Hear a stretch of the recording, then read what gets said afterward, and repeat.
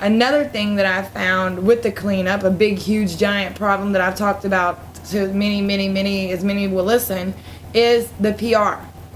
Now, the last report I got on their PR was $5.6 million that they've spent since this incident on PR in order to try to paint this pretty picture for BP.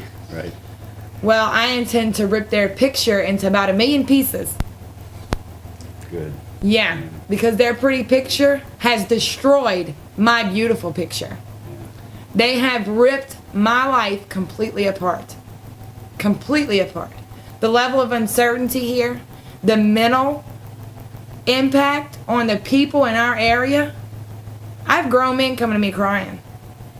Their pretty picture, how they're paying all legitimate claims and all of this, they're going to make us whole and make it right, is a word that I'm not even going to use. All right. I'm just going to leave it at that. On the 8th of June, I received a phone call from Large Claims Department. And I asked them, are we working off our own claim? So what do you mean, Mrs. Arnesen? So what do I mean? It's very simple. Are we working off our own claim? Well, they wasn't sure exactly what I was talking about, so I gave them a scenario.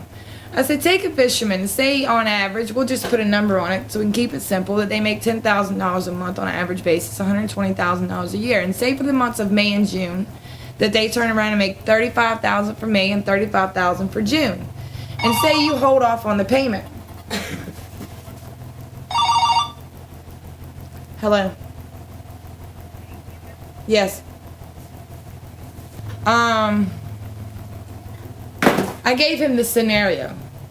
$10,000 a month, $35,000 for May and $35,000 for June. Inadequately protected, cleaning up BP's toxic waste. What were they going to do? Were they going to skip the months of May and June and pick the payment back up in July for the $10,000 a month? Or were they going to pay us for May and June and pay us through the end of the year?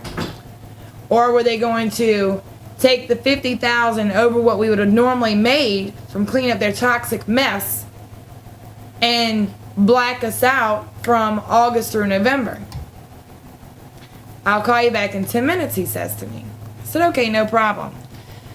So 10 minutes later, he called me back and he says to me that, in fact, it was option B, and what they were going to do is they were going to deduct what monies we made cleaning up BP's toxic mess from our claim in its entirety. So I told him, oh no you're not. And he said, oh yes we are. And I said, well, you have 3 hours to contact me with a different answer. Ma'am, I don't work on deadlines. I said, well, you know what? CNN and Global News does. And I've got all their phone numbers in my Rolodex. So you have 3 hours. And I hung the phone up. Simple as that. Well, then I was mad. Yeah. So I called him. I was so mad. I was in tears, so mad. Because this is $3 billion a year that they're going to screw our fishermen out of.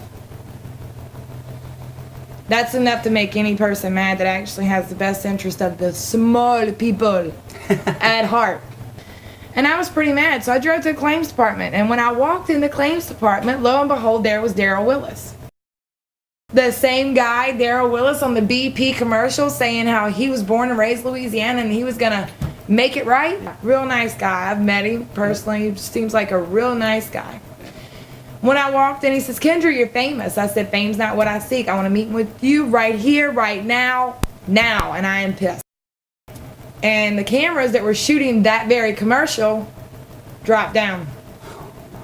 And we went on back to the back room. And first thing they want to do is sit you down.